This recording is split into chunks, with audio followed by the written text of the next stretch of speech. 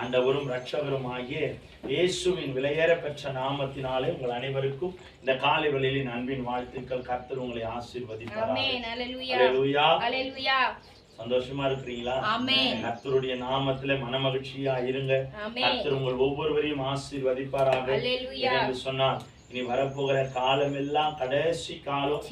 இந்த காலங்களில கர்த்தரோடு நாம் இணைந்து அவருக்கு பயந்து அவரோடு கூட நம்ம வாழும்போதுதான் அவர் நம்ம வாழ்க்கையில எல்லா இக்கட்டுகளையும் எல்லா போராட்டங்களையும் மாற்றுவார்.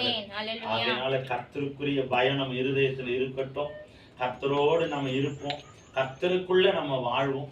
கர்த்தருக்குள்ள நம்ம வாழும் பொழுது நம்ம வாழ்க்கை இவ்விதமாய் ஆசீர்வாதங்களாய் மாற கர்த்தர் உதவி செய்வார். நாம இப்ப இருப்பது ஆசீர்வாதம் அல்ல, இனி வரப்போகிற நாட்களிலே நம்ம பெற்றுக்கொள்ள போகிற ஆசீர்வாதம் மிக பெரியது. அந்த ஆசீர்வாதம் நமக்கு வேண்டும் என்றால் நம்ம கர்த்தருடைய பாதத்துல பயத்தோடு நடுக்கத்தோடு இருக்கணுமா. அப்ப கர்த்தருக்குள்ள நம்ம பயம் நிறைந்தவர்களா இருக்கும்போது நம்ம வாழ்க்கை ஆசீர்வாதமாய் மாறும். எதுக்கு நம்ம பயப்படுறோமோ இல்லையோ கர்த்தருக்குரிய பயம் நம்ம வாழ்க்கையில முக்கியமா தேவை. கர்த்தர் ஒருவர் என்னை பார்க்கிறார், அவர் ஒருவர் என்னை விசாரிக்கிறார், அவர் ஒருவர் என்னை நடத்துகிறார், அவரின் வாழ்வின் அந்தரங்க வாழ்க்கை அறிந்திருக்கிறார். நான் எங்க போனாலும் அவருடைய கண்கள் என் மீது உலாவி கொண்டிருக்கிறது என்ற ஒரு பயம், ஒரு உணர்வு ஒவ்வொரு மனுஷனுக்குள்ள வேணும், ஒவ்வொரு கிறிஸ்தவர்களுக்குள்ள வேணும்.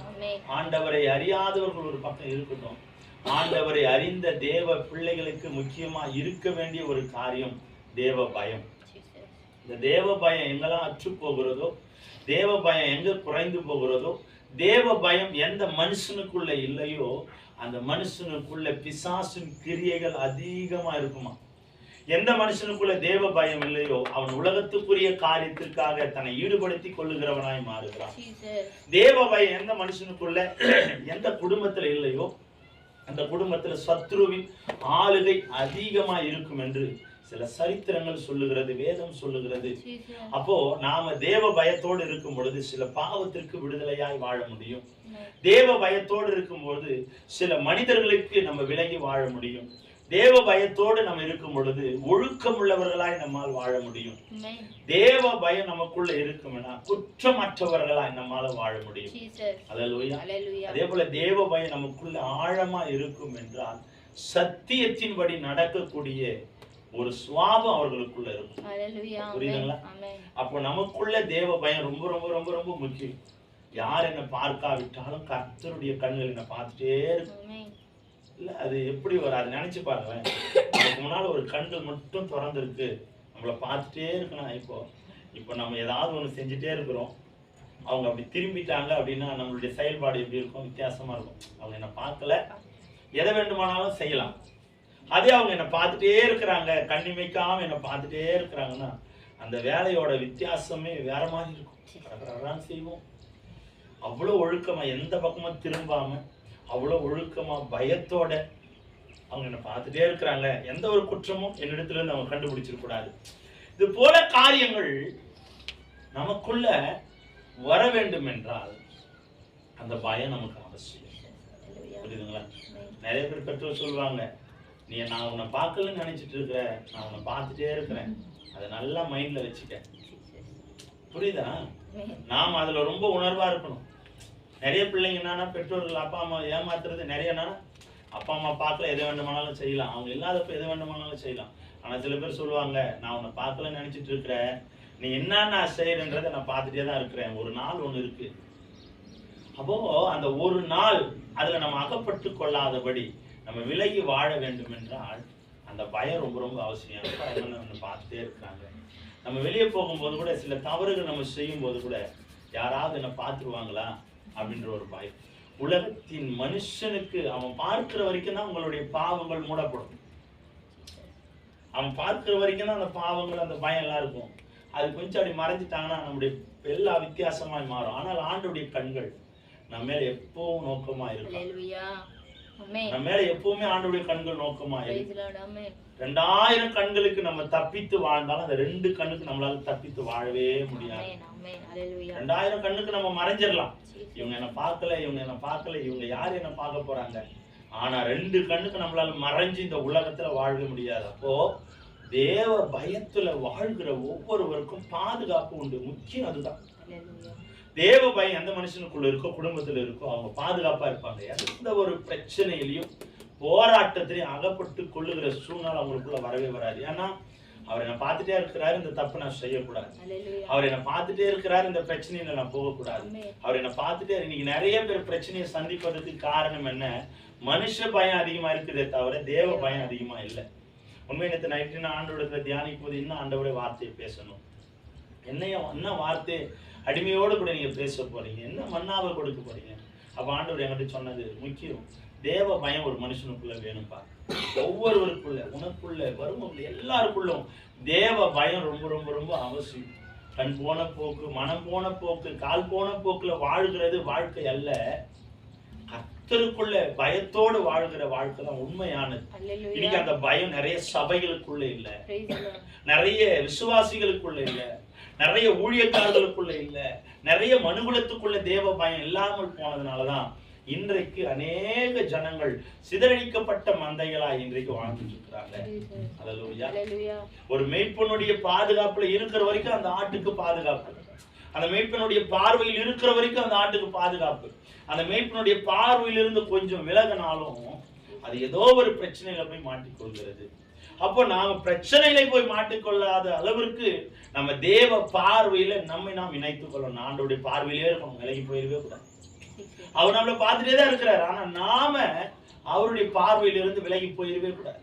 அப்ப அந்த விலகுகிறது ஒரு மனுஷனுடைய வாழ்க்கையில பெரிய பிரளயத்தை கொண்டு வருகிறது. விலகுகிற காரியம் மனுஷனுடைய வாழ்க்கையில ஏமாற்றத்தை கொண்டு வருகிறது.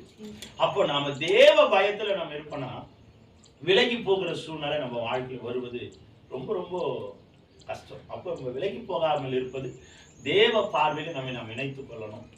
ஆண்டவரே, எங்க போனாலும் உடைய பார்வை என்னை சுற்றி இருக்கட்டும்பா, எங்க போனாலும் உம்முடைய கிருபை என்னை சூழ்ந்து இருக்கட்டும் ஆண்டவரே.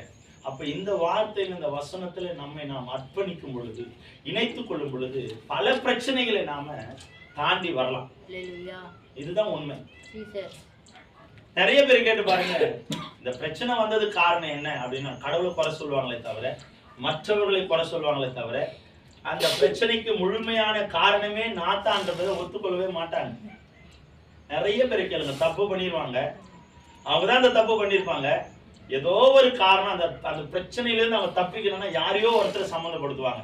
நீ மாத்திரம் அந்த வார்த்தை சொல்லனா அங்க போக போறது இல்லை, நீ மாத்திரம் என்ன கூப்பிடலன்னா நான் இங்க வந்திருக்க போறது இல்லை, நீ மாத்திரம் அது எடுன்னு சொல்லாவிட்டா நான் அதை போய் எடுக்க போறது இல்லை, நீ சொன்னதுனால தான் அப்ப எடுத்தேன், அவனாலதான் எனக்கு பிரச்சனை.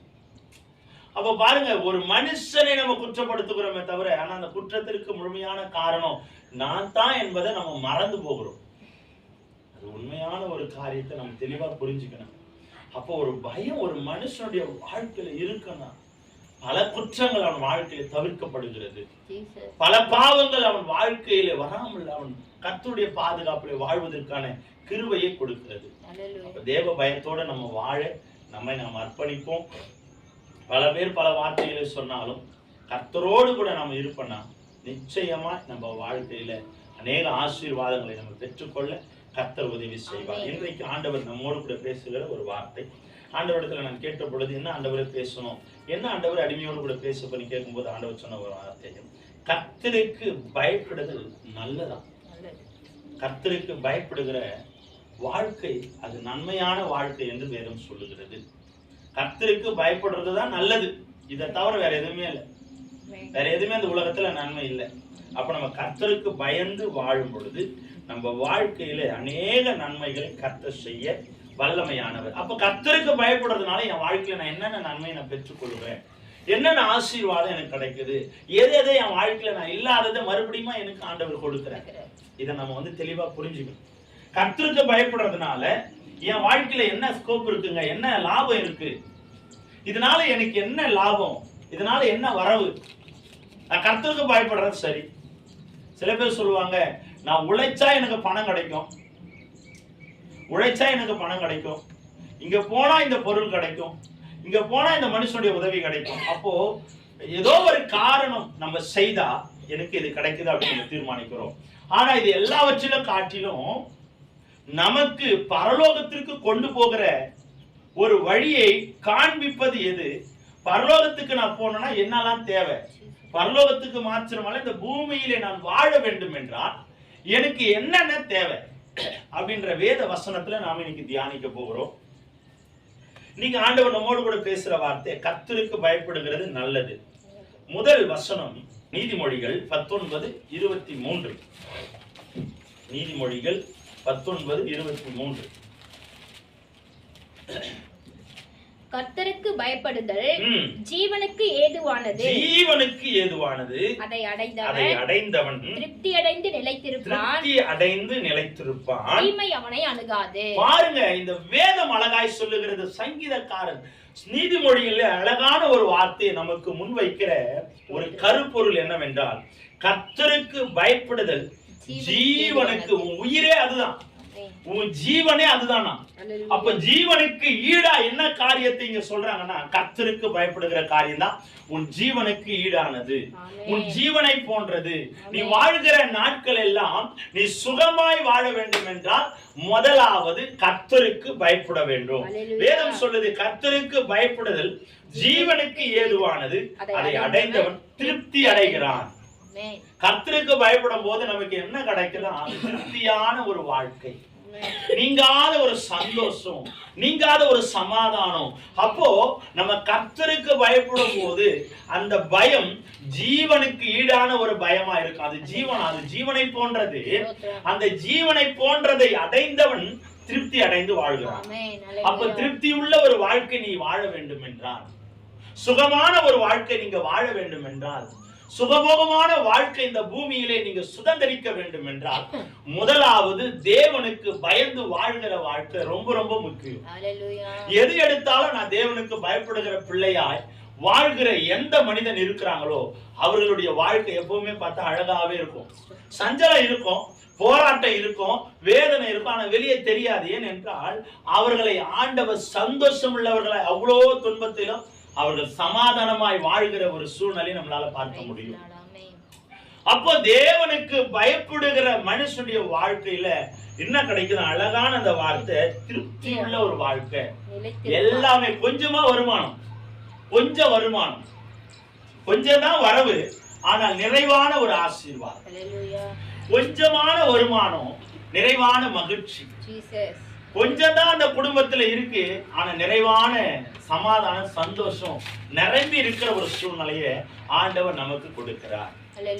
பாருங்க, பணம் இந்த உலகத்துல என்னை திருப்தி படுத்தும்னு சொல்லி பல பேர் நினைக்கலாம். பணம் நம்மளை திருப்தி படுத்தாதுங்க. இந்த உலகத்துல தேவ பயம் நமக்குள்ள இருக்குன்னா அந்த தேவ பயம்தான் எல்லா காரியத்திலும் நம்மை திருப்தி படுத்துகிறது, எல்லா சூழ்நிலையிலும் நம்மை திருப்தி படுத்துகிறது. பாருங்க, அது ஜீவனுக்கு ஈடான ஒரு காரியம். அந்த ஜீவனுக்கு ஈடானதை அடைந்தவன் திருப்தி அடைந்து வாழும்படியான ஒரு கிருபை. அது மாத்திரமல்ல, திருப்தி அடைந்தவன் நிலைத்திருப்பான், தீமை அவனை அணுகாதான். அந்த திருப்தி அவனுடைய வாழ்க்கையில் எப்பவுமே நிலையா இருக்கும். அதாவது தண்ணீர் மேல் கட்டப்பட்ட, தண்ணீர் மேல் இருக்கிற ஏதோ ஒரு கப்பலை போல அது அலைந்துட்டே இருக்காதான்.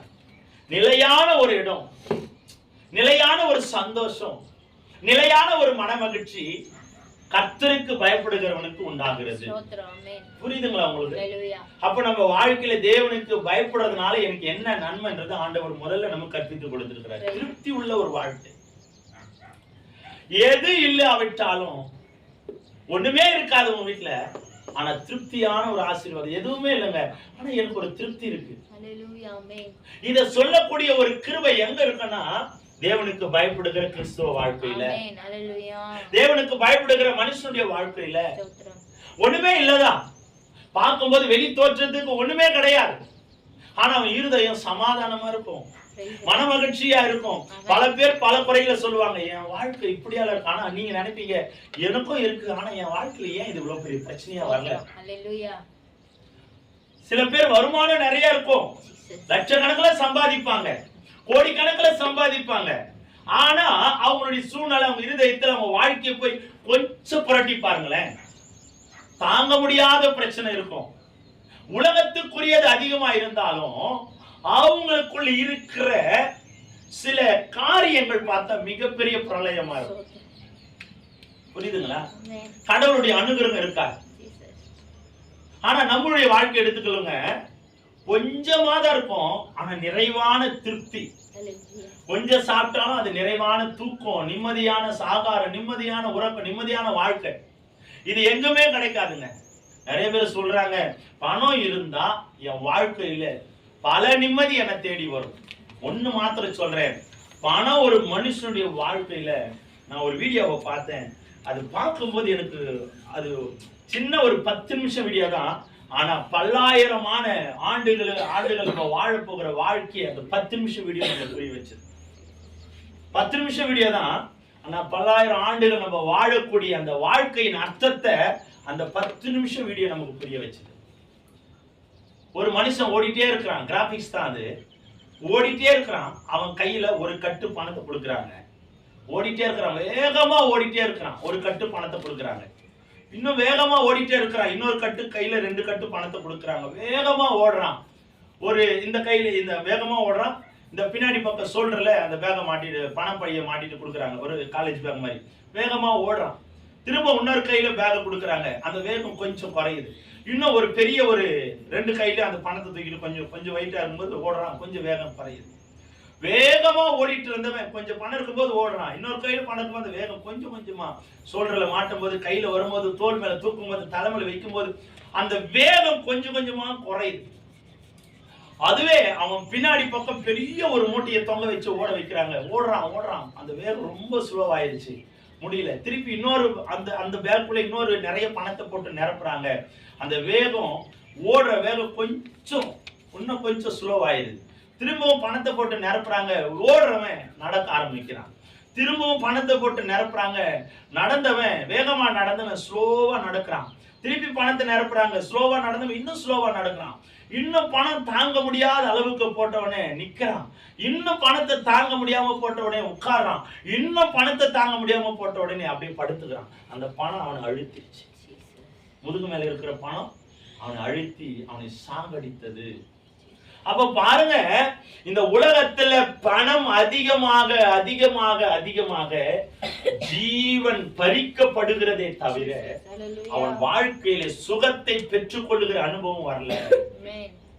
ஒரு மனுஷனுடைய வாழ்க்கையில எவ்வளவு உலக காரியங்கள் பெருகுகிறதோ அவ்வளவாய் அவன் வாழ்க்கையில சந்தோஷம் பறிக்கப்படுகிறது. ஒரு மனுஷனுடைய வாழ்க்கையில எவ்வளவாய் உலக ஆசீர்வாதங்கள் பெருகுகிறதோ அவ்வளவாய் நிம்மதி பறிக்கப்படுகிறது. புரியுதுங்களா? இந்த வேதம் சொல்லுகிறது, திருப்தி, சந்தோஷம், மன மகிழ்ச்சி, மன நிறைவு எல்லாமே இந்த உலகம் பறிக்குது. ஆனால் இந்த வேதம் முதல்ல சொல்ற ஒரு வார்த்தை, கர்த்தருக்கு பயப்படுகிறது திருப்தியே உண்டாக்குதான். கொஞ்சம் தான் இருக்கும். அநியாயமா கர்த்தருக்கு பயந்தீங்கன்னா அநியாயமா சம்பாதிக்க முடியாது, அப்ப வருமானம் கம்மி ஆகுதா? கர்த்தருக்கு பயந்தா அநியாயமாய் மற்ற இடத்துல நம்ம காசு வாங்க முடியாது, அப்ப பயம் வருது இல்ல? கர்த்தருக்கு பயப்படும் போது அநியாயமா லஞ்சம் வாங்குகிற உணர்வோ, பொய் சொல்லுகிற உணர்வோ, திருடுகிற உணர்வோ வரவே வராது. இப்படி எல்லாம் அந்த சுபாவம் மறக்கப்படும் போது, விலகப்படும் போது நம்முடைய வாழ்க்கையில் பாதுகாப்பு பெருகுது, சந்தோஷம் வருது. இதெல்லாம் சந்தோஷம், பாதுகாப்பு பெருக என்ன பெருகுமா? திருப்தி, நிம்மதி பெருகும். புரியுதுங்களா? அப்ப இந்த உலகத்துல மனுஷன் இதை கண்டுபிடிப்பதை மறந்து எது நம்மளை சாகடிக்குதோ, எது நம்மளை ஜீவனை பறிக்குதோ அதை தேடி இன்னைக்கு மனுஷன் ஓடிட்டு இருக்கான். அல்லேலூயா. அப்போ நம்முடைய வாழ்க்கையில தேவ பயம் ரொம்ப ரொம்ப ரொம்ப அவசியம். எந்த சூழ்நிலையிலும் தேவனுக்கு பயப்படுகிற பயத்தை நம்ம இழந்துடவே கூடாதுங்க. எதில் நம்ம குறைந்தாலும் சரி, ஆவிக்குரிய வாழ்க்கையிலோ விசுவாசத்திலும் தேவனுக்கு பயப்படுகிற பயத்துல நம்ம குறைந்து போகவே கூடாது. நம்ம இன்னைக்கு அலட்சியமா இருக்கலாம், ஆனால் ஒரு நாள் ஒன்று வரும். ஒரு வீடியோ பாக்குறேன், எல்லாம் கடல்ல குளிச்சுட்டே இருக்கிறாங்க.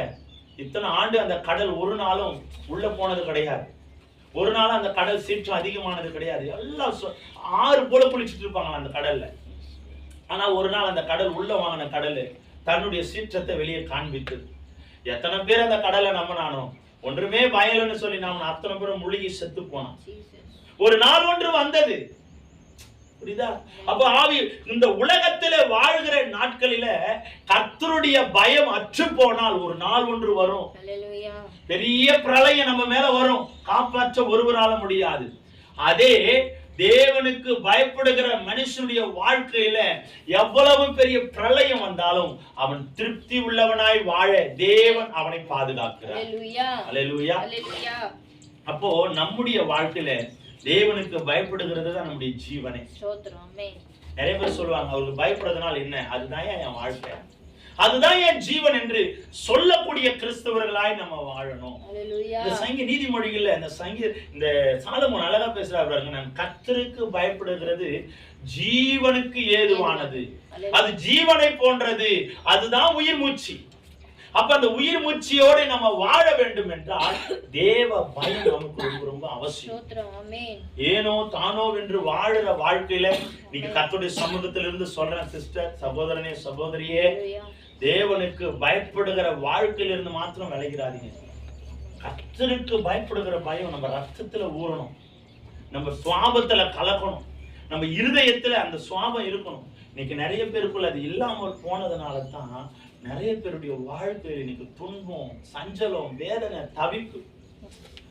உண்மையா சொல்றேன், இந்த பயம் மனுஷனுக்குள்ள ரொம்ப ரொம்ப வேணுங்க. அது அற்று போயிடவே கூடாது. அதான் சொல்றேன், அது ஜீவனை போன்றது. அதை அடைந்தவன் திருப்தி அடைகிறான். அதை கண்டுபிடிக்கணும். நான் தேவனுக்கு பயப்படுகிற காரியம் எப்படி, அதை எப்படி நான் பயப்படணும், அதை நம்ம தேடி கண்டுபிடிக்கணும். நம்ம எதையதே தேடுறோம்ல. சாதாரண ஒரு பொருளை வீட்டுல நம்ம தொலைச்சிட்டோம்னா அதை மணிக்கணக்கு அதை கண்டுபிடிக்கிற வரைக்கும் என் சுவாபம் அப்படிதான். ஒரு பொருளை நம்ம தொலைச்சிட்டோம்னா அதை கண்டுபிடிக்கிற வரைக்கும் அது மனசுல தோண்டிட்டே ஓடிட்டே இருக்கும். ஒரு மாதிரி குற்ற உணர்வாவே இருக்கும். தொலைச்சிட்டோமே தொலைச்சிட்டோமே தொலைச்சிட்டோமே. அதை கண்டுபிடிச்சு எடுத்தோம்னா ஒரு திருப்தி.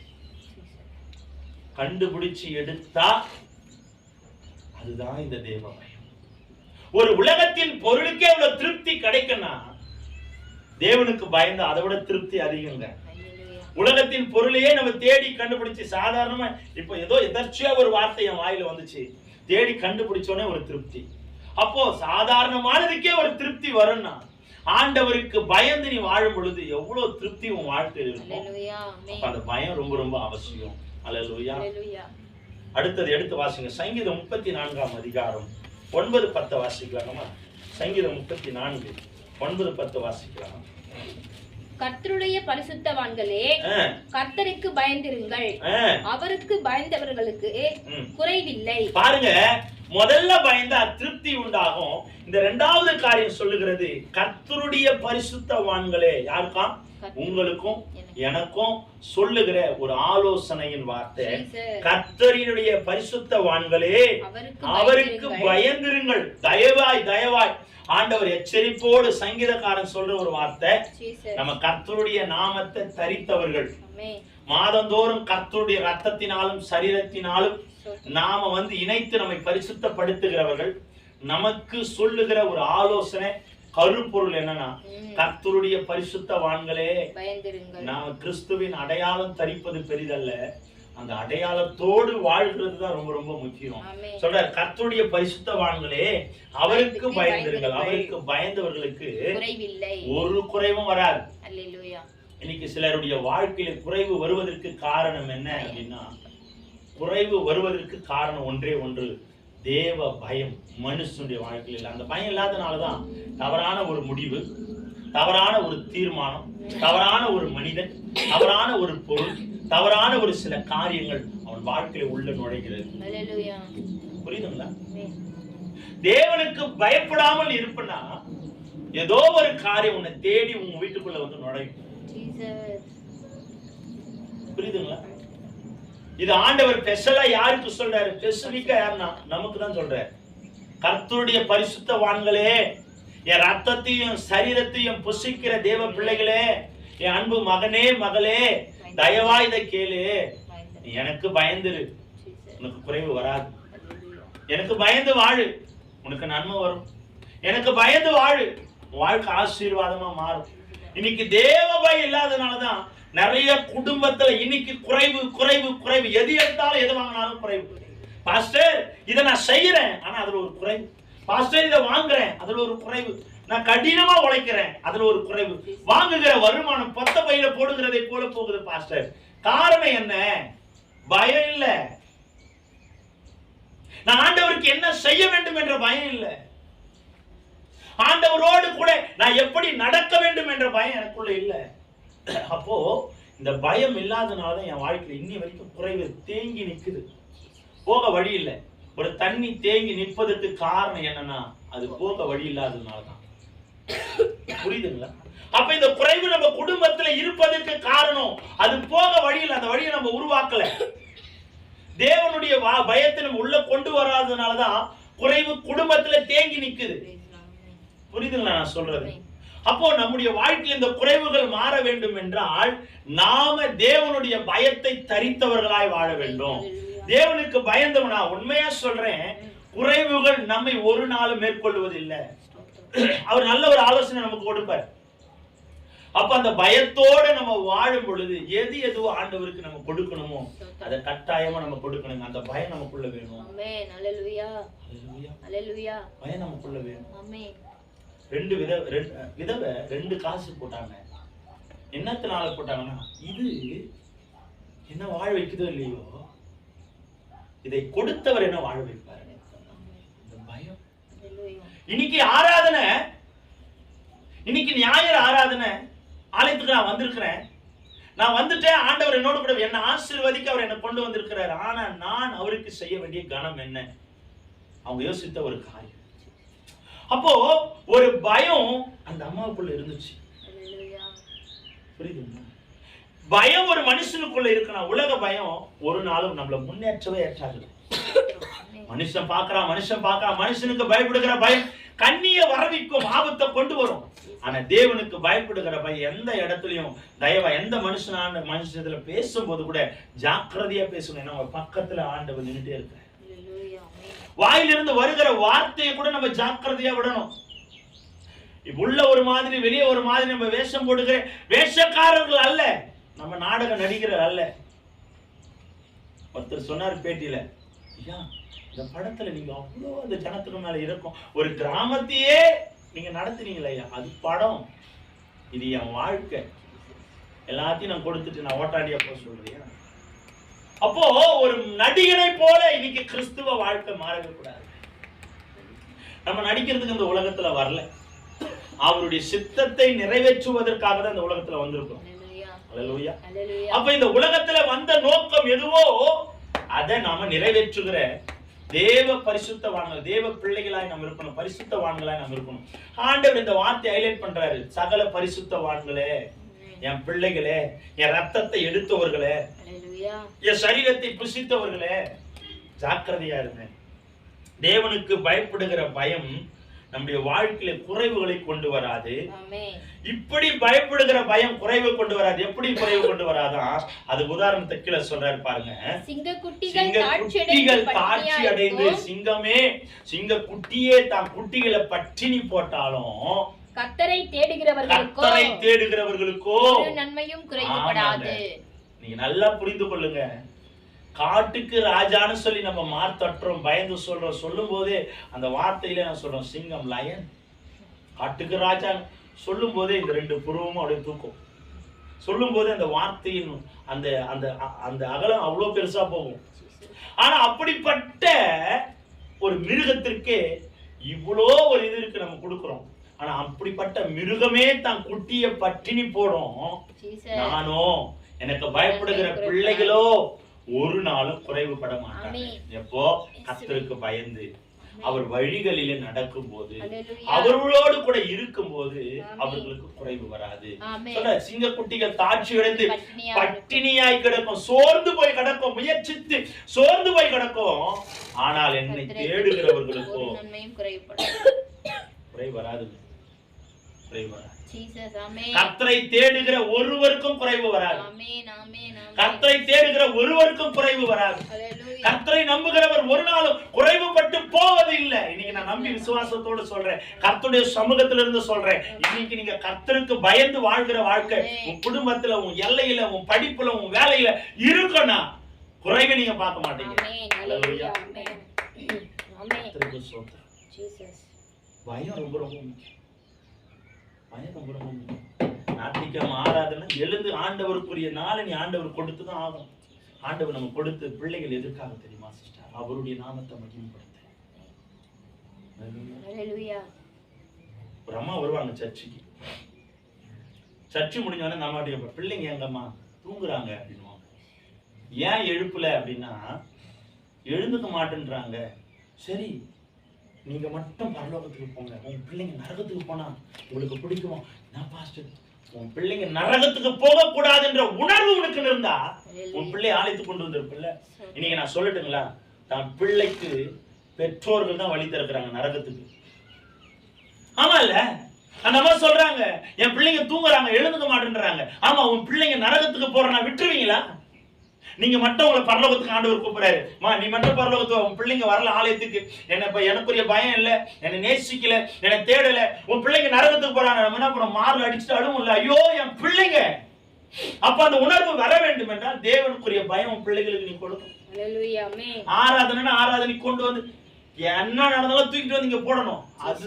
அதுதான் ஒரு கிறிஸ்தவ பரிசுத்தவான்களின் அடையாளம்.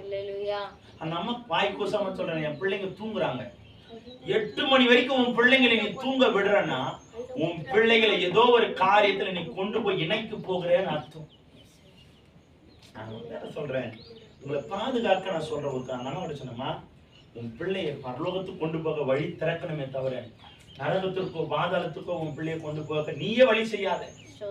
வரலையா, கொம்பு எடுத்து 2 போடு, உன் பிள்ளை செத்துற மாட்டான். 2 வாட்டி அடிச்சு பாரு, 3ஆவது வாட்டி உன் பிள்ளை ஒடியாந்துரும். எங்க அப்பா அப்படிதான் சொல்லுவாரு. எங்க அம்மா கிட்ட ஒரே ஒரு வார்த்தை சொல்லுவாரு, எழுந்துக்கலையா தொடப்ப கட்டை எடுத்து அடியுவாரு. எங்க அம்மா கொஞ்சம் இறக்கம் உள்ளவங்க. ஐயோ பிள்ளைங்க, எங்க அப்பா எழுப்பும்போது எப்படி எழுப்பாரு தெரியுமா? இன்னைக்கு நான் என் பிள்ளை எழுப்புறேன், தம்பி எழுந்துரு, டைம் ஆச்சு போகணும், எந்திர ராஜா அப்படின்னு சொல்றேன். எங்க அப்பா, டேய் எந்திரு, என்ன தூக்கம் உனக்கு, இப்படிதான் கேட்பாரு. டேய் எழுந்துரு, இப்படியே தான் பேசுவாரு. அந்த வார்த்தையே அடுத்த நிமிஷம் என்ன கண் உறங்க விடவே விடாது. பயம், கண்டிப்பா ஒருத்தருடைய பயம் இருக்கணுங்க. ஒருத்தருடைய பயம் ஒரு குடும்பத்துல ஒன்னு அப்பா பயம் இருக்கணும், இல்ல அம்மா பயம் இருக்கணும். 2 பயமும் ஒரு குடும்பத்துல இல்லையானா பிள்ளைங்க நல் வழியில் நடப்பது கடினம். அப்போ இந்த வேதம் சொல்லுகிறது, தேவனுக்கு பயப்படுகிறவர்களுக்கு குறைவு வரக்கூடாது என்றால் அந்த பயம் உன் பிள்ளைகளுக்கும் இருக்கும். அந்த மாதிரி சொல்லும்போது நான் ரொம்ப வருத்தப்பட்டேன். உன் பிள்ளைகளை நீ ஆலயத்திற்கு கொண்டு வராம பெட்ல 8 மணி வரைக்கும் 10 மணி வரைக்கும் நீ தூங்க விட்டனா உன் பிள்ளைகளுக்கு நரகத்துக்கு நீ தான் வழி காட்டுற. நீதான் வழி காட்டுற. பரலோகத்திற்கு வழி காட்ட உனக்கு வழி இல்ல, ஆனா நரகத்துக்கு மட்டும் உன் பிள்ளைகளை ஈஸியா தள்ள பாக்குற. ஆனா கேட்டா என் பிள்ளைங்க, என் ரத்தம், என் உணர்வு, என் பாசம் சொல்லுவது பிரச்சனை அல்ல. ஆனா அந்த சொல்லக்கூடிய வார்த்தை உனக்குள்ள உணர்வு உள்ள உன் பிள்ளைகளுக்கு நாளைக்கு. நிறைய பேர் ஒரு அம்மா சொன்னாங்க, ஐயா நீங்க ஊழியக்காரங்க, உங்களுக்கு அதுதான் தலையெழுத்து, வேற வழி இல்லை. நாங்க என்ன பண்ண விசுவாசிங்க. ஆண்டோடைய சமூகத்தில் ஆண்டவர் நியாயம் தீர்க்கும் போது ஒவ்வொருவரும் சமமா தான் நியாயம் தீர்ப்பார். புரியுதுங்களா? ஆண்டவருடைய ஊழியத்தை செய்கிறவனை கர்த்தர் நிச்சயமா ஆசீர்வதிப்பாருங்க. ஊழியம் செய்தவனுக்கும் ஊழியம் செய்யாதவனுக்கும் வித்தியாசத்தை காண்பிப்பான் ஆண்டவர் சொல்றார். அப்ப ஊழியம் செய்கிறவனுக்கு வித்தியாசம் வர வேண்டும் என்றால் ஆண்டவருடைய பயம் நமக்குள்ள இருக்கணும். புரியுதுங்களா? அதே அந்த அம்மாவை பாக்குறேன், வேலை கேட்டாங்க, இந்த இடத்துல வேலைக்கு போமா அப்படின்னு. இந்த இடத்துல வேலைக்கு போமா அப்படின்னு காலையில அவங்க பொண்ணு எடுத்துட்டு வந்து பஸ் ஸ்டாண்ட்ல விட சொல்றாங்க. எத்தனை மணிக்கு? கரெக்டா வந்து 7:30 எடுத்துட்டு வந்து பஸ் ஸ்டாண்ட்ல விட சொல்றாங்க. ஆனா சர்ச்சுக்கு வரும்போது எத்தனை மணி வரைக்கும் தூங்குறாங்க? 8 மணி வரைக்கும் தூங்குறாங்க. எவ்வளவு ஒரு பயமற்ற வாழ்க்கை. சொல்றேன் என்னம்மா, அவ்வளோ வாழ்க்கை இன்னைக்கு எவ்வளவு ஆண்டவருக்குள்ள நம்ம அந்த பயம் சற்று போயிருக்கோம். யோசிச்சாவே ரொம்ப வேதனையா. பிள்ளைகளை வந்து ஆண்டவர் எது கொடுத்தாருன்னா, உன் பிள்ளைகளை நீ எனக்குள்ள நல்வழியில நீயும் நடக்கணும், உன் பிள்ளைகளையும் நடக்கணும். பிள்ளையாண்டான நல்வழியில நடத்த பழகிக்கொள்ள. அவனை நீ நல்வழியில நடத்தலைன்னா அவன் பாதாளத்துக்கு தான் வழி தரணும். அப்ப நம்ம கர்த்தருக்குள்ள நம்ம பிள்ளைகளை வழி நடத்தணுங்க. இதை நம்ம சொல்லிட்டோம்னா பாஸ்டர் என்ன சபிச்சிட்டாரு, சபிக்கிறதுக்கு நான் ஒன்னும் ஆளு கிடையாது. நான் நாசில, அதாவது நான் உங்களை போல பாடுள்ள ஒரு மனுஷன் தான். மரணமும் ஜீவனும் நாவின் அதிகாரத்துலதான் இருக்கு. அதை நாம விரும்பினா தான் அந்த கனி. ஒரு பாஸ்டர் வந்து ஒரு பிள்ளையை சபிக்கிறதுக்கு அளவுக்கு யாரும் கிடையாது. காப்பாற்றுவதான் ஆண்டவருக்கு ஒவ்வொரு ஊழியக்கார ஆண்டவர் உருவாக்கி வச்சிருக்காங்க. புரியுதுங்களா? அப்போ நம்முடைய வாழ்க்கையில் அந்த தேவ பயம் அச்சு போச்சுனாவே குறைவுகள் நம்ம தேடி வந்துடும். எது எடுத்தாலும் ஆண்டவருடைய தீர்மானம் இருக்கா, எது எடுத்தாலும் ஆண்டவருடைய வசனம் இருக்கா. ஆண்டவருக்கு பயப்படுறவங்க என்ன பண்ணுவாங்க தெரியுமா? எது எடுத்தாலும் உடனே ஒரு வசனத்தை தேடுவாங்க. ஆண்டவர் பேசுறாரா, ஆண்டவர் தீர்மானிக்கிறாரா? உண்மையா அவர் இந்து தன்னுடைய வாழ்க்கை பிறந்ததுல இருந்தே இந்து விக்கிரகத்தை செய்யற ஒரு அம்மா சொல்றாங்க, பாஸ்டர் இதை நான் செய்யணும்னு நினைக்கிறேன், ஆண்டவர் ஏசப்பா என்ன சொல்றாருன்னு கேட்டு சொல்றேன். அம்மா சொல்றாங்க, பாஸ்டர் நான் இதை செய்யணும்னு ஆசைப்படுறேன், ஏசப்பா என்ன சொல்றாருன்னு கேட்டு சொல்லுங்க. ஆண்டவரை அறியாத ஒரு மனுஷனுக்கு இருக்கிற அந்த பயம் ஆண்டவருடைய ரத்தத்தையும் சரீரத்தையும் எடுக்கிற தேவ பரிசுத்தவான்களுக்கு இல்ல. எவ்வளவு பெரிய வேதனைக்குரிய காரியம். அப்போ நமக்குள்ள அந்த பயம் இருக்குன்னா, ஆண்டவர் இந்த வைலண்டான வார்த்தை சொல்ற, சிங்க குட்டிகள் தாட்சி அடைந்து பட்டினியாய் கிடந்தாலும் கர்த்தரை தேடுகிறவர்களுக்கு ஒரு நன்மையும் குறைவுபடாது. உங்களுக்கு குறைவு வர வேண்டாம்னா, குறைவு வரக்கூடாதுன்னா தேவனுக்கு பயப்படுகிற பயம் 8 மணினா 8 மணிக்கு ஆராதனையில் இருந்துடும். அதுதான் உண்மையான ஒரு பரிசுத்தவான்களுக்கான அடையாளம். நிறைய பேர் உண்மையா எல்லா இடத்துலயும் நான் பார்க்கிறேன், வேலைக்கு போகும்போது 8 மணிக்கு ட்ரெயின்னா 7:30 மணிக்கு ரயில்வே ஸ்டேஷன்ல போய் உட்கார்ற நம்முடைய உணர்வு, நமக்குரிய பயம், ஆலயத்தின் கதவை திறக்கிறதுக்கு முன்னாலேயே நம்மளால போய் உட்கார முடியலையே, காரணம் என்ன? பயம். ஆராதனை முடிஞ்சதுக்கு அப்புறம் போய்க்கலாம். மனுஷனை பார்த்து போகிற விசுவாசிகள் அதிக பேர் இருக்கிறாங்க. இவர் பாட்டு முடிக்கட்டும் போலாம், இவர் ஆராதனை முடிக்கட்டும் போலாம், இவர் சங்கீத பகுதியை முடிக்கட்டும் போலாம். அப்போ நம்ம மனுஷனை பார்த்து வாழ்கிற கிறிஸ்துவம் அல்ல. அந்த கிறிஸ்துவம் வந்து எப்பவுமே விழுந்துரும், சீக்கிரம் விழுந்துரும். ஆண்டவர் எனக்கு முன்னால் அங்க காத்திருப்பாருக்கா, நான் போய் ஆண்டவருக்கு முதல்ல தோத்துறேன் சொல்லலாம். இதுதான் உண்மையான பரிசுத்தவான்களின் அடையாளம். அவங்க வாழ்க்கை தான் குறைவுபடாது. அல்லேலூயா. அப்ப தேவனுக்கு பயப்படுகிற பயம் மனுஷனுடைய வாழ்க்கையில் இருக்குன்னா, எது சிங்க குட்டிகளே பட்டினியா கிடந்தாலும் நாம பட்டினியா இருக்குகிற அளவுக்கு கர்த்தர் நம்மை கொண்டு போக மாட்டார். நீ அப்பத்திற்கும் தண்ணீருக்கும் அலைந்து திரிவது இல்லை, யாருக்கடையும் கையேந்தி நிற்க மாட்டேன். ஏன்னா எல்லாவற்றையும் குறைவுகளை நிறைவாய் மாற்றுகிற பரிசுத்த ஆவியானவர் நம்மோடு கூட இருக்கிறார். அடுத்தது நீதிமொழிகள் 9ஆம் அதிகாரம் 10வது வசனத்தை வாசிக்கலாமா? நீதிமொழிகள் 9:10 வாசிங்க. கர்த்தருக்கு பயப்படுதலே ஞானத்தின் ஆரம்பம், பரிசுத்தரின் அறிவே அறிவு. பாருங்க, கர்த்தருக்கு பயப்படுதலே ஞானத்தின் ஆரம்பம். ஒரு ஆரம்பம், ஞானத்தின் ஆரம்பம் எங்க வருதான்? கர்த்தருக்கு பயப்படுதல். அதாவது ஒரு ஞானம் ஆரம்பிக்கிற இடமே எதுன்னா தேவனுக்கு பயப்படுகிற இடம் தான். ஒரு ஞானம் ஒரு மனுஷன், நீங்க நிறைய பேர் சொல்றாங்கல்ல, அறிவு இருக்கிறவன், அறிவுள்ளவன், இவன் அறிவாளிங்க. உலக அறிவு விழுந்துருங்க. இன்னைக்கு நான் கர்த்தருடைய சமூகத்துல இருந்து சொல்றேன், உலக அறிவு சீக்கிரம் விழுந்துரும். நீ ஜீவனோடு இருக்கிற வரைக்கும் தான் அந்த அறிவு உனக்குள்ள செயல்படும். ஜீவனோடு இருக்கிற வரைக்கும் தான் அந்த அறிவு செயல்படும். உன் ஜீவன் போச்சுன்னா அந்த அறிவு எங்க போச்சுன்னு தெரியாது. ஆனால் உன்னுடைய ஞானம், அறிவு நீ இல்லாவிட்டாலும் உன்னை பரலோகத்திற்கு கொண்டு போய் சேர்க்க வேண்டும் என்றால் முதலாவது இந்த பயம் உனக்குள்ள வேணும். அழகான இந்த வார்த்தை, கர்த்தருக்கு பயப்படுதலே ஒரு மனுஷனுக்கு ஞானத்தை கொடுக்குதான். உலகத்துல வாழும் போது கூட அந்த ஞானம் அவ்வளவு அழகா செயல்படும். அந்த ஞானம் எப்படி இருக்குமா? தெளிந்த ஞானமா இருக்கும். கர்த்தருக்கு பயப்படுதலே ஞானத்தின் ஆரம்பம். அந்த ஆரம்பமே எங்க வருதான்? கர்த்தருக்கு பயப்படும் போது. அந்த ஞானத்தின் ஆரம்பம் எங்க இருக்கா? கர்த்தருக்கு நம்ம பயந்து வாழும் பொழுது அங்க ஞானத்தின் ஆரம்பம் பிறக்கிறது. அல்லேலூயா. அப்ப நம்ம அந்த ஞானத்தை பெற்றுக்கொள்ள வேண்டும் என்றால் தேவனுக்கு பயப்படுகிற பயம் அவசியம். அல்லேலூயா. அந்த ஞானம் நமக்கு வந்துச்சுன்னு வச்சுங்களேன், எத்தனை நாளும் நம்ம ஞானம் இல்லாம இருக்கிறோம்.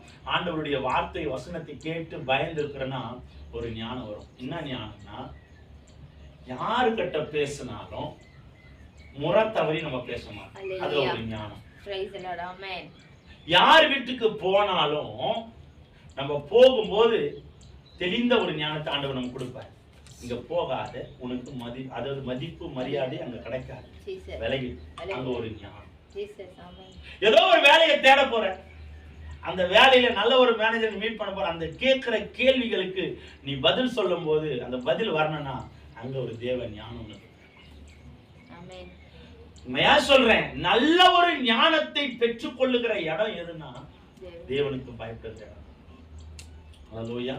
அங்கதான் ஒரு ஞானமே பிறக்குதான். கர்த்தருக்கு பயப்படுதலே ஞானத்தின் ஆரம்பம்.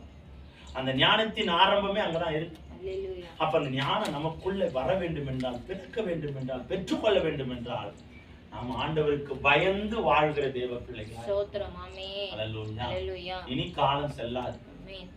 பட்டம், படிப்பு, பதவி, உலக பெருமை, இது எல்லாமே ஒரு நாள் நியாயத்தீர்ப்பு ஸ்தலத்துல கொண்டு வந்து உன் ஆண்டவருக்கு முன்னால ஒரு நாள் நிக்க வைக்காது. ஆண்டவர்கிட்ட போயிட்டு உங்க சர்டிபிகேட்டை எடுத்து, நான் வந்து இந்த அளவுக்கு நான் படிச்சிருக்கிறேன் ஆண்டவரே, எனக்கு பரலோகத்துல இடம் வேணும் நம்ம சொல்லவே முடியாது.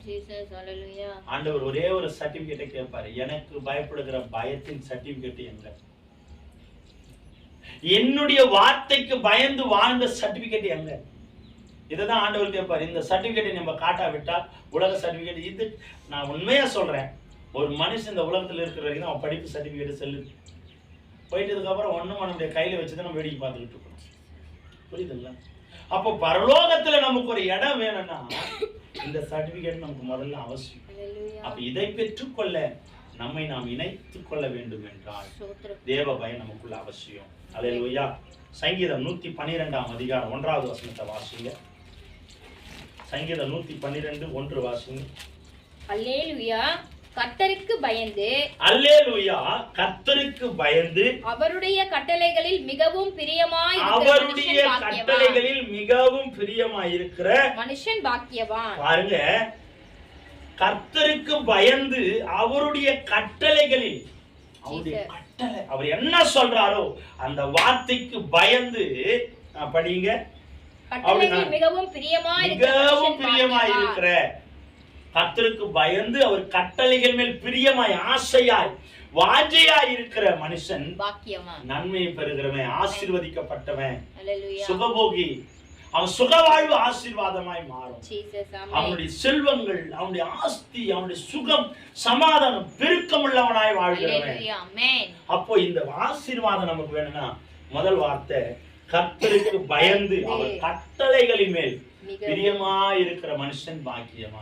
அப்ப அவருக்கு பயப்படுகிற பயம் நமக்குள்ள இருக்குன்னா நாம தான் பாக்கியம். அல்லேலூயா. நானும் ஓடுறேன், நாள் கணக்கா ஓடுறேன், வருஷ கணக்கா ஓடுறேன், மூச்சு கொடுத்து ஓடுறேன், சோறு தண்ணி இல்லாம உழைக்கிறேன். ஆனா வருமானம் நிறைய தான் வருது, ₹1 கையில நிக்க மாட்டேங்குது. ஆனா நீயும் தான் போற, கொஞ்சம் சம்பளம் தான் வாங்குற, குடும்பத்தோட இவ்வளவு சந்தோஷமா பயப்படுகிறது என் ஆண்டவர். இந்த வேதம் சொல்லுகிறது, கர்த்தருக்கு பயப்படுகிற மனுஷன் பாக்கியவானா. நான் கர்த்தருக்கு பயப்படுகிறேன், அதனால நான் பாக்கியம் உள்ளவனா இருக்கிறேன். கொஞ்சம் வருமானம் தான், ஆனா நிறைவான மனமகிழ்ச்சி நான் பார்க்கிறேன். கொஞ்சம் தான் எனக்கு வருதுங்க, அது நிறைவான ஆசீர்வாதத்தை நான் பார்க்கிறேன். இதுதான் கர்த்தருக்கு பயப்படுகிற மனுஷனுடைய ஆசீர்வாதம். அப்ப அவன் நினைச்சிட்டான், இது எல்லாம் நான் சம்பாதிச்சேன், எனக்கு நிம்மதி, சந்தோஷம், மனமகிழ்ச்சி தேடி வரும்னு நினைச்சான். ஆனா வரல. ஆனா நீங்க நினைச்சதுன்னா இது எதுவுமே எனக்கு நிம்மதி கொடுக்காதுங்க. எனக்கு நிம்மதி கொடுக்கிறது என் தேவனுடைய கிருபை. அவருக்கு பயந்து வாழ்கிற வாழ்க்கை, அவர் கட்டளைகளில் பிரியமா இருக்கிற எனக்கு தான் அந்த ஆசீர்வாதத்தை கர்த்தர் கொடுக்கிறார். பாருங்க, இந்த வேதம் அழகா சொல்லுது, கர்த்தருக்கு பயப்படுகிறவன் பாக்கியம் உள்ளவனாய் மாறுகிறான். நீங்களும் நானும் இன்றைய வரைக்கும் பாக்கியம் உள்ளவர்களா இருக்கிறதுக்கு காரணம் ஒண்ணே ஒண்ணு, நம்ம எங்க போனாலும், எப்பா நீ பேசிட்டு போயிடுற, அவர் நாளைக்கு எனக்கு கேள்வி கேட்கும்போது பதில் நான் சொல்லணும், எனக்கு வேணாம் சாமி, அதுல நான் வர விரும்புறேன். வாழ்க்கை தெரியாம கடவுள் பார்க்கிறேன், இதை எடுத்துக்க. ஐயசப்பா பாக்குற உனக்கு நான் பதில் சொல்லிடுறேன், அவருக்கு பதில் சொல்ல முடியாது. இந்த சுவாபத்தை பேசுகிற நமக்கு நான் இந்த ஆசீர்வாதம். இன்னைக்கு நினைச்சு பாருங்க, இன்னைக்கு நம்ம இந்த இடத்துல வந்து உட்கார்ந்து இருக்கிறோம், எத்தனையோ பேருக்கு அந்த ஆசீர்வாதம் இல்ல, எத்தனையோ பேர் அங்க சிந்தால் ஆடிக்கிட்டு இன்னைக்கு சாயந்தரத்துக்குள்ள நான் என்ன செய்து முடிக்க போறேன் அப்படின்னு நடையாய் தெருவுல நடந்துட்டு தவிச்சிட்டு இருக்கிற ஒவ்வொரு சூழ்நிலையும் நினைச்சு பாருங்க. ஒரு ஒரு ஒரு குருவிக்காரம்மா, அவங்க ரட்சிக்கப்பட்டிருக்கிறாங்க. அவங்க சொல்ற ஒரு வார்த்தை, எப்படி நீங்க ரட்சிக்கப்பட்டீங்கன்னா, வியாதியில இருந்தேன், ஏசப்பா என்னை தேடி வந்தார், ஒரு போதகர் மூலமா எனக்கு நல்ல ஒரு வார்த்தையை கற்பிச்சாரு, இன்னைக்கு நான் சுகமா இருப்பேன். உண்மையா நான் ரொம்ப ஏழையா இருந்தேன், இன்னைக்கு நான் கர்த்தருடைய கிருபையில ஓரளவுக்கு ஆண்டவர் என்னை உயர்த்தி வச்சிருக்கிறாரு. எப்படி இந்த ஆசீர்வாதம் அப்படின்னா, நான் முதலாவது ஏசப்பா வார்த்தைக்கு ரொம்ப ரொம்ப பயப்படுவேன். நான் பாதி கிறிஸ்துவன் தான், பயப்படுவேன். ரெண்டாவது நான் அடுத்தது என் நிலைமையை நான் நினைக்கும் போது என்ன நினைப்பேன்னா, என் உயர்வான நிலைமையை நான் நினைக்க மாட்டேன். இப்போ வந்த நிலைமையை நான் நினைக்க மாட்டேன். அப்போ இருந்தேன் பார்த்தீங்களா, அப்போ நிலைமையில இருந்தவங்க இப்போ யார் இருக்கிறாங்களோ அவங்கள தான் நான் நினைப்பேன். அன்னைக்கு நான் ட்ரெஸ் இல்லாமல் இருந்தேன், இன்னைக்கு எத்தனையோ பேர் ட்ரெஸ் இல்லாமல் இருக்கிறாங்க, அவங்கள நினைச்சுதான் நான் ஜெபிப்பேன். ஆண்டவரே, அந்த நாட்கள்ல என்ன போல ட்ரெஸ் இல்லாமல் இருந்தவங்க எத்தனையோ பேருப்பா, நான் இன்னைக்கு எனக்கு நல்ல ஒரு ஆடையை கொடுத்து நல்ல ஒரு ஆகாரத்தை கொடுத்து வச்சிருக்கிறீங்க, இப்படி கிருபை விலை வந்தது, உம்முடைய வார்த்தைக்கு நான் பயந்து இருக்கிறப்பா அப்படின்னு அதை நினைச்சு நான் ஜெபிப்பேன். இன்னைக்கு என் வாழ்க்கை ஆசீர்வாதமா இருக்கு.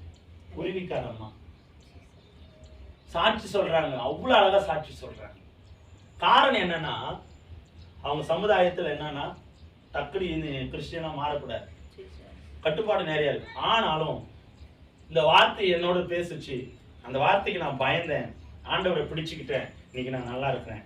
நான் நல்லா இருக்கிறத பார்த்து என் வம்சத்துல நிறைய பேர், இன்னைக்கு என் கூட்டத்துல நிறைய பேர் 4 குடும்பம் ஆண்டவர் ஏத்துக்குச்சு, இன்னைக்கு ஆலயத்துக்கு வந்துட்டு இருக்கிறோம். காரணம் என்ன, அந்த சத்தியம் என்னோட கூட பேசுச்சு, அந்த கட்டளைகளுக்கு நான் கீழ்ப்படிஞ்சேன். இன்னைக்கு என் கூட 4 குடும்பம் ஆண்டவருக்குள்ள ரட்சிக்கப்பட்டிருக்கு. கட்டுப்பாடு இருக்குதான், ஆனா இருந்தாலும் ஆண்டவருக்குள்ள நாங்க கட்டுப்பாடா இருக்கணும்னு நீங்க ஆண்டவருக்குள்ள இருக்கிறோம். பயம் ஒரு மனுஷனுக்குள்ள இருக்குன்னா அவன் வாழ்க்கை உயர்த்தப்படுமே தவிர தாழ்த்தப்படாது. புரியுதுங்களா நான் சொல்றது? நீங்க உயர்த்தப்பட வேண்டும் என்றால் கர்த்தருக்கு ஏற்ற பயம் உங்களுக்குள்ள வரணும். இந்த வேதம் சொல்லுகிறது, கர்த்தருக்கு பயந்து அவருடைய கட்டளையில மிகவும் பிரியமா இருக்கிற மனுஷன் பாக்கியவான். அந்த பாக்கியமுடைய வாழ்க்கை எப்படி இருக்குமா? 2வது வசனம், அவன் சந்ததி பூமியில் பலத்திருக்கும், செம்மையானவர்களின் வம்சம் ஆசீர்வதிக்கப்படும். ஆமா, கர்த்தருக்கு பயப்படுகிற வம்சம் எப்படி இருக்குமா? பூமியில பலத்திருக்கும், பலமா இருக்கும், பெருமை, அது பெருகி இருக்கிற கிருபை ஆண்டவர் கொடுக்கிறார். கொடுத்து அடுத்தது சொல்றாரு, செம்மையானவர்களின் வம்சம் உங்களை என்னையும் பார்த்துதான் சொல்றேன். கர்த்தருக்கு பயப்படுகிற செம்மையானவருடைய வம்சம் பூமியில ஆசீர்வதிக்கப்படும். உங்க வம்சம், என் சந்ததி, உங்க சந்ததி ஆசீர்வதிக்கப்படணும்னா தேவனுக்கு உரிய பயம் கண்டிப்பா வேணும். இன்னைக்கு தாழ்மையா சொல்றேன், எந்த இடத்துலயும் ஆண்டவருக்குரிய பயத்தை மாத்திரம் இழந்துடாதீங்க. பல பேர் உங்களுக்கு கிட்ட சொல்லுவான், அவர் என்ன பார்த்துட்டா இருக்கிறாரு, உங்களுக்கு தெரியுமா அவர் பார்க்கிறாருன்னு? மாம்ச கண்ணுல தெரியாது. அவன் மாம்ச கண்ணுல இருந்து பேசுறான். ஆனா நமக்கு என்ன கண்ணு இருக்கணும்? நமக்கு ஆவியின் கண்கள் இருக்கணும். நம்ம ஆவியின் கண்கள் இல்லாமல் இருந்தோம்னா நம்ம ஆண்டவரை பார்க்க முடியாது. புரியுதுங்களா? அப்போ அவன் மாம்சத்துல இருந்து பேசுகிறவன நம்ம ஆவியின் கண்கள் இருக்கிற நாம இடம் கொடுக்க கூடாது. அப்ப அந்த பயம் நமக்குள்ள இருந்துச்சுன்னா, இந்த வேதம் சொல்லுது, அவன் சந்ததி பூமியில செழித்திருக்குமா, பலத்திருக்கும், செம்மையானுடைய வம்சமும் ஆசீர்வாதமா மாறும். உங்க சந்ததி, என் பிள்ளைங்க, உங்க பிள்ளைங்க ஆசீர்வதிக்கப்பட வேண்டும் என்றால் தேவனுக்குரிய பயம் அவர்களுக்குள்ள இருக்கணும், அந்த குடும்பத்துல இருக்கணும். இது என்ன நேரம்? ஜப நேரம். இது என்ன நேரம்? ஆலயத்துக்கு போகிற நேரம். இது என்ன நேரம்? வேதத்தை படிக்கிற நேரம். இது என்ன நேரம்? ஆண்டவருக்குரிய பொருத்தனைய உபவாசத்தோட ஜெபி. இந்த நேரத்தை கரெக்டா நம்ம பயன்படுத்தலாம். சொல்லுகிற நானும் அதை சரி செய்து கொள்ள வேண்டும். சரி செய்யால் ஒழிய நம்ம வாழ்க்கை குறைவுகள் மாறாது, ஆசீர்வாதம் வராது. அப்ப நம்ம அதை சரி செய்து கொள்ளுகிறவர்களா நம்ம இருக்க வேண்டுமே அப்படின்ற வாஞ்சையோடு நம்ம இருக்கணும். அப்பதான் நம்ம சந்ததி பூமியில பழுத்திருக்கும், ஆசீர்வாதமா இருக்கும். ஆசீர்வதிக்கப்பட வேண்டும் என்றால் நம்ம தேவனுக்குரிய பயத்தோட நம்ம வாழ கர்த்தர் நம்மை உதவி செய்வார். வல்லமையான சங்கீதம் 115:11 வாசிங்க. கர்த்தருக்கு பயப்படுகிறவர்களே, கர்த்தரை நம்புங்கள், அவரே அவர்களுக்கு துணை. ஆமா, கர்த்தருக்கு பயப்படுகிறவங்க அவரை தான் நம்பணும். அவருக்கு பயந்து வாழும் பொழுது அவரை நம்பி நம்ம நிற்பனா அவரே அவர்களுக்கு துணையும் அவர்களுக்கு கேடகமா. அவரே துணையா இருக்கிறாரு, அவரே எல்லாவற்றுக்கும் கேடகமா இருக்கிறார். எந்த பிரச்சனை வந்தாலும் அவர் முன்பாக நின்று எல்லாவற்றையும் தடுத்து நிறுத்த அவர் போதுமானவர். அல்லேலூயா. அவரோடு கூட நம்ம பயந்து இருப்போம்னா அவர் நிச்சயமா நமக்கு துணையா இருப்பாருங்க. அவர் நமக்கு துணையா இருப்பார். அவர் துணையா இருக்கும்போது நம்ம ஏன் கவலைப்படணும்? ஏன்னா நாம் அவருக்கு பயந்து வாழறோம். எதை செய்தாலும் ஆண்டவர் தீர்மானம் இருக்கான்னு சொல்லி நம்ம செய்யறோம். அப்ப அவருக்கு பயப்படுற நாம வாழ்க்கை வெறுமையா போகுமா? நிலை குலைந்து போகுமா? தடுமாற்றம் வருமா? பின்மாற்றத்துக்கு போகுமா? போகாது. ஏன்னா அவருக்கு பயப்படும் போது அவருக்கு நம்ம கூடவே இருப்பாரு. என் பிள்ளை எனக்கு பயந்து வாழறா, அப்ப நான் அந்த பிள்ளைக்கு எந்த காரியத்துல உதவியா இருக்கணும் அதில் நான் உதவியா இருக்கணும். அது நமக்கு கேடகமாய் வருகிற தேவன். அடுத்தது 12, கர்த்தர் நம்மை நினைத்திருக்கிறார். கர்த்தர் நம்மை நினைத்திருக்கிறார். அவர் ஆசீர்வதிப்பார். அவர் ஆசீர்வதிப்பார். இஸ்ரவேல் குடும்பத்தாரை ஆசீர்வதிப்பார்.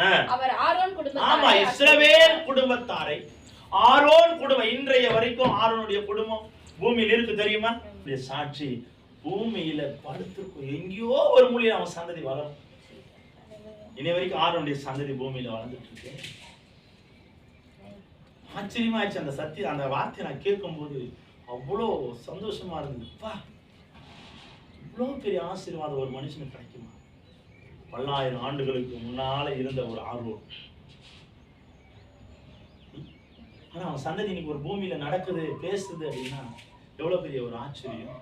அப்போ கர்த்தருக்கு பயப்படுகிற மனுஷனுடைய வாழ்க்கை, சந்ததி, குடும்பம் இந்த ஆசீர்வாதத்தை பார்ப்போம். 13, கர்த்தருக்கு பயப்படுகிற பெரியோரையும். ஆமா, நீங்க யாரா இருந்தாலும், எவ்வளவு பெரியவரா இருந்தாலும் கர்த்தருக்கு பயப்படுகிற சுவாபம் நமக்குள்ள இருக்கு. நம்ம எவ்வளவு பெரியவங்களா இருந்தாலும் நாம ஆண்டவருடைய பிள்ளைங்கன்றதை மறந்துடக்கூடாது. அவர்தான் நமக்கு முதன்மையானவர். அல்லேலூயா. அவர்தான் நமக்கு தலையானவர். அவர்தான் நமக்கு கிரீடமானவர். அப்போ இந்த வேதம் சொல்லுகிறது, கர்த்தருக்கு பயப்படுகிற பெரியோரையும் சிறியோரையும் யாரா இருந்தாலும் அவருக்கு பயப்படுறீங்கன்னா அவர்களை அவர் ஆசீர்வதிக்க வல்லமையானவர். 14, கர்த்தர் உங்களையும் உங்கள் பிள்ளைகளையும் வர்த்திக்க பண்ணுவார். ஆமா, எப்போ? அவருக்கு பயப்படும் போது, அவரோடு கூட நடக்கும் போது, அவர் சொல்லுகிறதை செய்யும் போது, அவர் கற்பனைகள் மேல் பிரியமாயிருக்கும் பொழுது அவர் யார் ஆசீர்வதிக்கிறாரா? பிள்ளைகளையும். ஆமாங்க, இந்த பயம் நமக்குள்ள இருந்தாதான் இந்த ஆசீர்வாதம். இந்த பிள்ளைகளுக்கு, அந்த பிள்ளைகளுடைய ஆசீர்வாதம் நீங்க பயப்படுறதுனால இல்ல, அந்த பயத்தை உங்க பிள்ளைகளுக்கு சொல்லி கொடுக்கறதுனால உங்க பிள்ளைகளுடைய ஆசீர்வாதம் மிகப்பெரியதாய் மாறுகிறது. அல்லேலூயா. அப்ப அந்த பிள்ளைகளுடைய ஆசீர்வாதம் பெரியதாய் மாறும். அடுத்தது வானத்தையும் படைத்த கர்த்தராலே நீங்கள் ஆசீர்வதிக்கப்பட்டீர்கள். ஆமாங்க, வானத்தையும் பூமியையும் படைச்ச கர்த்தர் ஒரே ஒருவர், ஆண்டவராகிய இயேசு கிறிஸ்து. அவர் ஒருவர் தான் நம்மை ஆசீர்வதிக்க முடியும். இதை தவிர்த்து எந்த ஒரு மனுஷனாலும் உங்களை ஒரு இன்ச்சு கூட தூக்கி மேல வச்சிட முடியாது. மேல வைப்பான் சீக்கிரம் அந்த இடம் கீழே விழுந்து வைப்பாங்க. மேல தூக்கி உங்களை வச்சு அழகு பார்ப்பாங்க. எப்போ? அவங்களை விட நீங்க கீழே இருக்கிற வரைக்கும். நான் புரியுதுங்களா நான் சொல்றது? ஒரு மனுஷன் மேல தூக்கி வைப்பாங்க. எப்ப மேல தூக்கி வைப்பானா, அவன் உங்களோட உயரா இருக்கும் போது உங்களை ஒரு அளவுக்கு கொண்டு போய் வைப்பான். அதே அந்த மனுஷனை விட கொஞ்சம் ஒரு இன்ச்சு நீங்க வாழ்ந்துட்டீங்கன்னா உங்களை எப்படா அந்த மனுஷனை சொல்லுவான் கீழே தள்ளி விடலான்னு பார்ப்பான். சில இடத்துல நடக்கும். சில மனுஷனால ஒரு மனுஷன் முன்னேறிட்டானா அதே மனுஷன் அந்த மனுஷன் கீழே தள்ள பாக்குறான். புரியுதுங்களா? இந்த வார்த்தை அழகா சொல்றது. வானத்தையும் பூமியும் படைத்த கர்த்தராலே நாம் ஆசீர்வதிக்கப்படுவோம். அப்ப அவரை நம்பி அவரோடு கூட இருந்து அவருக்கு பயந்து வாழும் பொழுதுதான் நாம ஆசீர்வதிக்கப்பட முடியும். ஆசீர்வாதம் என்பது உலகத்தின் மனுஷனால உதவவே கூடாதுங்க, கர்த்தரால மாத்திரம் தான் வரணும். அது கர்த்தர் ஏற்படுத்தின மனுஷனா தான் இருக்கணுமே தவிர நாம தீர்மானிச்ச மனுஷனா இருக்கக்கூடாது. ஆசீர்வாதம் கூட ஒரு மனுஷனால வந்துதான். ஆமா, அது கர்த்தரால் ஏற்படுத்துகிற மனுஷனா இருக்கணும். கர்த்தர் சொல்லணும் இந்த மனுஷன் தான். மோசேக்கு ஆண்டவர் சொல்றாரு, நீ போ, நான் ஆரோனுக்கு அனுப்புறேன். அப்போ அங்க பேசுவதற்கு ஒரு மனுஷன் ஆண்டவர் ஆயத்தப்படுத்தினார். ஒரு மனுஷனோட உதவி கட்டாயம் தேவை. அது ஆண்டவர் ஏற்படுத்தணும், ஆண்டவர் கொடுக்கணும். நீங்களா தீர்மானிச்சிடாதீங்க. ஆண்டவருக்குரிய பயம் இருக்கிறவங்க ஆண்டவர் கொடுக்கிறத தான் பெற்றுக்கொள்வாங்க. அல்லேலூயா. அப்போ கர்த்தருடைய வானத்தையும் பூமியும் படைத்த கர்த்தரால் நமக்கு ஆசீர்வாதம் வேண்டும் என்றால் அவரிடத்துலதான் நம்ம அதை பெற்றுக்கொள்ளணும். அந்த விசுவாசம், அந்த முயற்சியில நம்ம இருக்கணும். இருக்கும் பொழுது கர்த்தர் நம்மை ஆசீர்வதிக்க அவர் வல்லமையானவர். நீதிமொழிகள் 1:7 வாசிக்கலாமா? நீதிமொழிகள் 1:7.